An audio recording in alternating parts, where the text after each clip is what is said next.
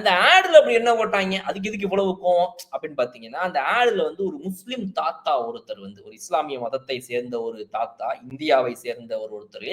அவர் ஒருத்தர் வந்து உட்கார்ந்து ப்ரே பண்ணிக்கிட்டே இருக்கிறாரு அப்படின்ற மாரி. இவன் எவ்வளவு எப்படி காட்டுறானுங்க பாருங்க. இவனுங்க எவ்வளவு கீழ்த்தனமான ஒரு ஆளு பாருங்க. இந்தியாவை சேர்ந்த நெறைய ரசிகர்கள்லாம் உட்கார்ந்து மேட்ச் பார்க்குறாங்க அப்படின்ற மாரி காட்டுறாங்க. அத வந்து அவனுங்க எப்படி இன்டைரக்ட்டா காட்டுறாங்கன்னா, ஒரு இஸ்லாமிய மதத்தை சேர்ந்த ஒரு ஏரியால மக்கள் எல்லாம் உட்கார்ந்து மேட்ச் பார்க்குறாங்க. ஐய்யய்யோ! யார்ரா ஜெயிக்க போறான்னு வருத்தத்துல இருக்கிறாங்களாமா. இந்தியால இருக்கிற முஸ்லிம்ஸ். ஆனா இவங்க வந்து எந்த நாட்டுக்காக சப்போர்ட் பண்றாங்கன்னு ஒரு ஒரு டவுட்லயே வச்சிருக்கானுங்களாமா. இது எவ்வளவு பெரிய கேவலம். இந்தியால இருக்கிற முஸ்லிம்ஸ்னா அவங்க பாகிஸ்தானுக்கு கூட இது பண்ணுவாங்கயா அப்படிங்கிற மாரி ஒரு எண்ணத்த மக்கள் மத்தியில பல பேருக்கு இருக்குல்ல. அவங்கலாம் பாகிஸ்தான் ஜெயிக்கணும்னு தான் சார் ஆசைப்படுவாங்க. இந்தியால இருந்துகிட்டே அப்படின்னு. அவங்களுக்காக இந்த ஆடாமா. அப்படியே இந்த மக்கள்லாம் உட்காந்து பார்த்துட்டே இருப்பாங்களாம், இந்த முஸ்லீம் ஃபேமிலிஸ் எல்லாருமே. அப்போ உள்ளுக்குள்ள வேற ஒரு தாத்தா உட்காந்துக்கிட்டு, இப்படியே ப்ரே பண்ணிக்கிட்டே இருப்பார். அந்த மாலைய ஒண்ணு கையில வச்சுக்கிட்டு. அப்ப அவர் யாருக்காக கும்பிடுறாரு? இவரு இந்தியா ஜெயிக்கணும்னு கும்பிடுறாரா? பாகிஸ்தான் ஜெயிக்கணும்னு கும்பிடுறாரா?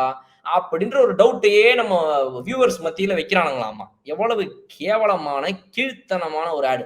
அதுக்கு எவனும் ஆனா திட்டல. திட்டுனதெல்லாம் எதுக்கு sir India, Pakistan match, Asia cup மேட்சோட ஆடுல நீங்க வரீங்கன்றதுக்காக இந்த டோர்னமெண்ட் ஏன் ப்ரொமோட் பண்றீங்கன்றதுக்காக திட்டுறானுங்க சேவாக.